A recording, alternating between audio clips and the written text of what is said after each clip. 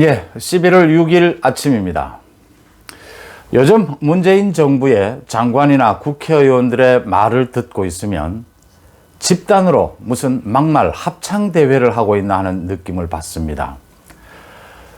제가 지금 소개하고자 하는 5명의 장관과 민주당 의원들의 말을 한번 들어보시면 지금의 국정 혼란의 원인이 어디에 있고 그 해법을 어디에서 찾아야 되는지를 알 수가 있습니다.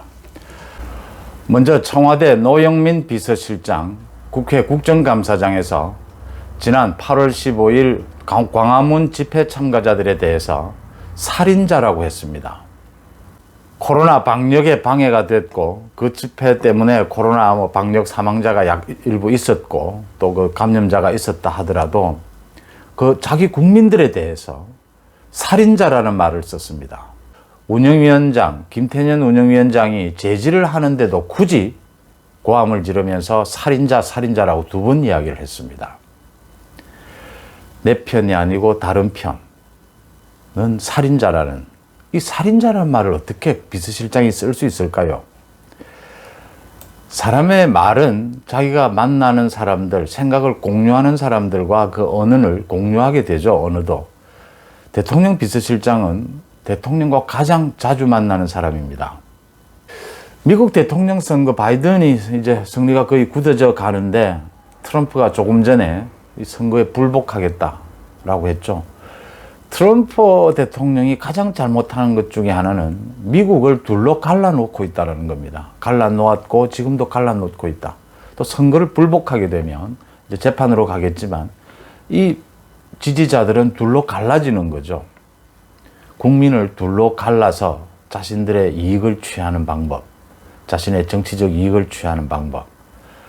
이건 가장 나쁜 것이라고, 특히 민주사회에서 가장 나쁜 것이라고 지적을 합니다. 대통령 비서실장 입에서 국민에 대해서 살인자라는 말이 나왔습니다. 다음 민주당의 고민정 의원과 추미애 법무부 장관, 그 월성 원전 1호기 조기 폐쇄에 대한 감사원의 감사가 있었죠. 그 이후에 검찰이 어제 산업통상자원부, 또 한국수력원자력, 또 한국가스공사 본사 이런 곳을 전격적으로 압수수색했습니다. 이것을 두고 고민정 민주당 의원은 검찰이 너무 두렵다. 그 칼날이 내게도 미치지 않을까 두렵다. 이렇게 얘기를 했습니다. 추미애 장관은 또 그 원전 조기 폐쇄에 대한 검찰 수사를 위해서 압수수색한 것을 두고 정부를 흔들고 있다고 했습니다. 정권을 흔들고 있다고 했습니다. 검찰 수사가 과잉이라고 했습니다. 과연 그럴까요? 지금 고민정 의원이 한 얘기 이겁니다. 지난 2015년 박근혜 정부 때 고리 원전 1호기가 경제성이 있음에도 불구하고 폐쇄했다. 이번 월성 원전 1호기도 그래서 폐쇄를 한 건데 이 정책적 결정인데 검찰이 이렇게까지 과잉할 수 있느냐라는 얘기입니다. 이 국회의원이 또 장관이 기본적인 사실관계조차 제대로 확인하지 않고 막 내뱉습니다, 주장을. 박근혜 대통령 당시에 폐쇄한 고리원전 1호기는요, 이미 한 차례 10년 동안 수명 연장을 해서 사용하던 중이었습니다. 안전성 문제가 언제나 거론이 되어 왔죠. 이번 월성 원전 1호기는 아직도 수명 연장을 하기 위해서 지난 2017년에 수천억 원을 들여서 수명 연장을 위한 작업을 다 끝냈는데 이번에 조기 폐쇄한 겁니다. 이 2가지 성격이 전혀 다른 겁니다. 원전을 폐쇄하지 말라는 게 아니죠. 원전을 폐쇄해야 한다면 안전성, 경제성 두루두루 살펴서 폐쇄 결정을 하면 되는데 고리 1호기 원전도 많은 고민과 끝에 그 폐쇄 결정을 하게 됩니다. 이 월성 원전 1호기는 마치 군사 작전하듯이 폐쇄를 합니다. 대통령의 지시 하나에. 그래서 문제가 있다는 거고요. 2번째, 검찰이 과잉하고 있다. 압수수색하고 있다. 산업자원부가 어떻게 했습니까? 감사원이 감사를 한다고 하자 야밤에 모두 많은 직원들이 산업부에 들어가서 자료를 폐기하고 그 컴퓨터 폐기를 하고요. 또 입을 맞춘 듯이 조사를 방해하고 검찰이 어떻게 해야 됩니까? 그걸 조사하기, 수사하기 위해서는. 압수수색이 필요한 거죠. 이렇게 감사를 조직적으로 방해하고 또 이 원전 폐쇄의 과정에서도 여러 가지 왜 저렇게 가는지를 이해가 안 되는 그 대통령 지시 때문이었다는 게 지금 드러났지 않습니까? 감사원에서. 그 다음 추미애 장관요. 이건 검찰 수사가 아니라 정권 흔들기다라고 했는데 원전의 결정, 조기 원전 폐쇄에 대한 결정의 정당한지를 수사하는 것입니다. 그걸 감사하는 것입니다. 그게 정권 흔들기면 그렇게 흔들릴 정권이면 그게 문제가 있는 거죠. 이상한 논리로 억지 논리를 쓰면 안 됩니다. 이런 걸 막말이라고 하는 거죠. 또 국회 법사위에서 민주당의 박범계 의원요. 법원 행정처장에게 예산이 깎일 것 같으니까 의원님들을 향해서 꼭 살려주십시오. 절실하게 살려주십시오라고 한번 해보라고 얘기를 했습니다. 법원 행정처장에게요. 이 국회에서 법원 행정처장, 이 대법관입니다. 이게 예산이 깎일 것 같으니까 살려주십시오라고 말을 하라. 예산권을 국회의원이 쥐고 있으니까 이런 갑질이 있습니까? 저는 지금까지 국감이나 또는 뭐 국회에서 뭐 대정부 질문 많은 것을 지켜봤지만 이런 말을 하는 국회의원은 처음 봤습니다. 이 지금 국회의원이 자기가 예산을 들고 자기는 거의 왕이라는 형태입니다. 이 살려달라고 업소하고 애걸하고 하면 뭐 예산 줄 수 있다. 뭐 이런 자세입니다, 이거 지금. 박범계는 또요, 지난 윤석열 국감에서 바로 앉아서 공손하게 대답하고 있는 검찰총장을 향해서 똑바로 앉아라라고 얘기를 호통을 치고 고함을 지르고 윽박 지르고 집권 여당의 국회의원이 하는 행태입니다.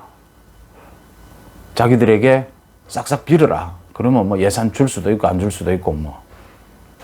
여성가족부, 여성과 여성의 권익을 지키는 부서로 만들어진 거죠. 이정옥 여성가족부 장관요. 박원순 전 서울시장과 오건도 전 부산시장의 성추행 의혹으로 보궐선거가 치러지면서 838억 원이 지금 예산이 들어가야 된다. 이걸 여성가족부 차원에서는 어떻게 생각하느냐라는 질문에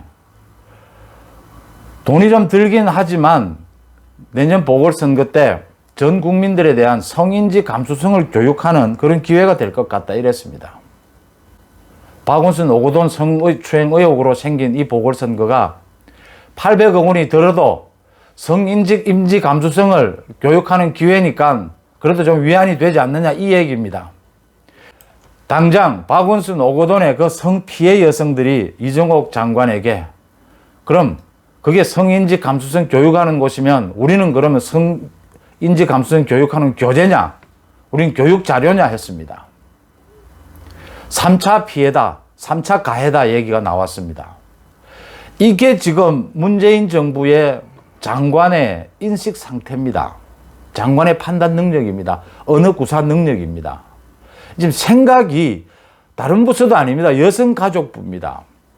여성의 권익을 최우선 지키기 위해서 특별히 만든 부서죠. 이것뿐이 아니죠. 내년 보궐선거를 놓고 민주당이 공격을 받게 되자 그걸 엄호하기 위해서 뭐 닉슨 대통령도 나오고 박근혜 대통령도 나왔습니다. 그 이후에도 뭐 야당도 지금 후보를 내지 않았느냐. 다시 말씀드리지만 야당은 당헌에 후보를 내지 않겠다라고 그런 당헌을 만든 적이 없습니다. 그걸 만든 사람은 문재인 당시 민주당 대표가 만들었습니다. 그 약속을 지키라고 하는 거죠.